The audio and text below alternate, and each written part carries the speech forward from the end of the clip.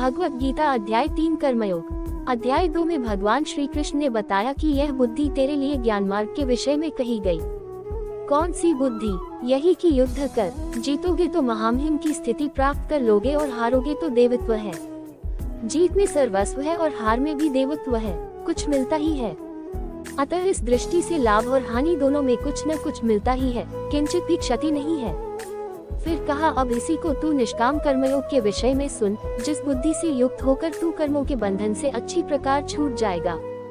फिर उसकी विशेषताओं पर प्रकाश डाला। कर्म करते समय आवश्यक सावधानियों पर बल दिया कि फल की वासना वाला न हो, कामनाओं से रहित होकर कर्म में प्रवृत्त हो और कर्म करने में तेरी अश्रद्धा भी न हो, जिससे तू कर्म बंधन से मुक्त हो जाएगा। मुक्त तो होगा, किंतु रास्ते में अपनी स्थिति नहीं दिखाई पड़ी। श्री भगवान कृष्ण ने पिछले अध्याय में अपने घनिष्ठ मित्र अर्जुन को संसार के शोक सागर से उबारने के उद्देश्य से आत्मा के स्वरूप का विशद वर्णन किया है और आत्म साक्षात्कार के जिस मार्ग की संस्तुति की है वह है बुद्धियोग या कृष्ण भावनामृत। कभी कभी कृष्ण भावनामृत को भूल से जड़ता समझ लिया जाता है और ऐसी भ्रांत धारणा वाला मनुष्य भगवान कृष्ण के नाम जप द्वारा पूर्णतया कृष्ण भावना भावित होने के लिए प्रायः एकांत स्थान में चला जाता है। किंतु कृष्ण भावनामृत दर्शन में प्रशिक्षित हुए बिना एकांत स्थान में कृष्ण नाम जप करना ठीक नहीं। इससे अबोध जनता से केवल सस्ती प्रशंसा प्राप्त हो सकेगी। अर्जुन को भी कृष्ण भावनामृत या बुद्धियोग ऐसा लगा मानो वह सक्रिय जीवन से संन्यास लेकर एकांत स्थान में तपस्या का अभ्यास हो। दूसरे शब्दों में, वह कृष्ण भावनामृत को बहाना बनाकर चातुरी पूर्वक युद्ध से जी छुड़ाना चाहता था। किंतु एकनिष्ठ शिष्य होने के नाते उसने ये बात अपने गुरु के समक्ष रखी और कृष्ण से सर्वोत्तम कार्य विधि के विषय में प्रश्न किया। उत्तर में भगवान ने तृतीय अध्याय में कर्मयोग अर्थात कृष्ण भावना भावित कर्म की विस्तृत व्याख्या की। पिछले अध्याय में भगवद गीता के उपक्रम के रूप में सांख्य योग, बुद्धियोग, बुद्धि द्वारा इंद्रिय निग्रह, निष्काम कर्मयोग तथा नवदीक्षित की स्थिति जैसे विभिन्न मार्गों का वर्णन किया गया है। किंतु उसमें तारतम्य नहीं था। कर्म करने तथा समझने के लिए मार्ग की अधिक व्यवस्थित रूपरेखा की आवश्यकता होगी। अतः अर्जुन इन भ्रामक विषयों को स्पष्ट कर लेना चाहता था, जिससे सामान्य मनुष्य बिना किसी भ्रम के उन्हें स्वीकार कर सके। यद्यपि श्री कृष्ण वाक्चातुरी से अर्जुन को चकराना नहीं चाहते थे, किंतु अर्जुन यह नहीं समझ सका कि कृष्ण भावनामृत क्या है, जड़ता है या कि सक्रिय सेवा। दूसरे शब्दों में, अपने प्रश्नों से वह उन समस्त शिष्यों के लिए जो भगवद गीता के रहस्य को समझना चाहते हैं, कृष्ण भावनामृत का मार्ग प्रशस्त कर रहा है। द्वितीय अध्याय के 39वें श्लोक में भगवान ने दो प्रकार की पद्धतियों का उल्लेख किया है, सांख्ययोग तथा कर्मयोग या बुद्धियोग। इस श्लोक में इनकी और अधिक स्पष्ट विवेचना की गई है। सांख्य योग अथवा आत्मा तथा पदार्थ की प्रकृति का वैश्लेषिक अध्ययन उन लोगों के लिए है जो व्यवहारिक ज्ञान तथा दर्शन द्वारा वस्तुओं का चिंतन एवं मनन करना चाहते हैं। दूसरे प्रकार के लोग कृष्ण भावनामृत में कार्य करते हैं, जैसा कि द्वितीय अध्याय के 61वें श्लोक में बताया गया है। 39वें श्लोक में भी भगवान ने बताया है कि बुद्धियोग या कृष्ण भावनामृत के सिद्धांतों पर चलते हुए मनुष्य कर्म के बंधनों से छूट सकता है तथा इस पद्धति में कोई दोष नहीं है। 61वें श्लोक में इसी सिद्धांत को और अधिक स्पष्ट किया गया है कि बुद्धियोग पूर्णतया परब्रह्म विशेषतया कृष्ण पर आश्रित है और इस प्रकार से समस्त इंद्रियों को सरलता से वश में किया जा सकता है।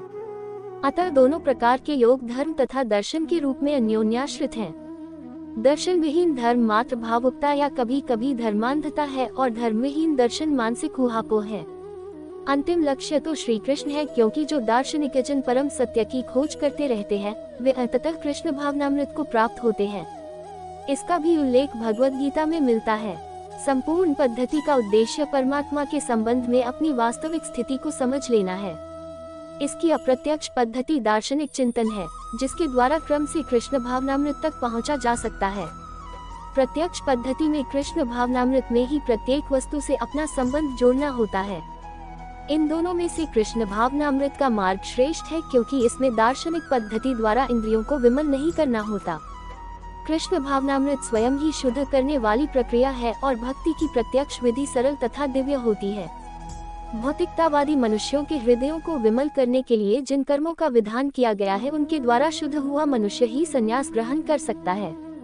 शुद्धि के बिना अनायास संन्यास ग्रहण करने से सफलता नहीं मिल पाती। ज्ञानयोगियों के अनुसार संन्यास ग्रहण करने अथवा सकोम कर्म से विरत होने से ही मनुष्य नारायण के समान हो जाता है। किंतु भगवान कृष्ण इस मत का अनुमोदन नहीं करते। हृदय की शुद्धि के बिना संन्यास सामाजिक व्यवस्था में उत्पात उत्पन्न करता है। दूसरी ओर यदि कोई नियत कर्मों को न करके भी भगवान की दिव्य सेवा करता है तो वह उस मार्ग में जो कुछ भी उन्नति करता है उसे भगवान स्वीकार कर लेते हैं। बुद्धियोग स्वल्पम तस्य धर्मस्य त्रायते महतो भयात्। ऐसे सिद्धांत की रंचमात्र संपन्नता भी महान कठिनाइयों को पार करने में सहायक होती है। ये देहधारी जीवन का प्रश्न नहीं है, अपितु आत्मा का ये स्वभाव है कि वह सदैव सक्रिय रहता है। आत्मा की अनुपस्थिति में भौतिक शरीर हिल भी नहीं सकता। ये शरीर मृत वाहन के समान है जो आत्मा द्वारा चालित होता है, क्योंकि आत्मा सदैव गतिशील सक्रिय रहता है और वह एक क्षण के लिए भी नहीं रुक सकता।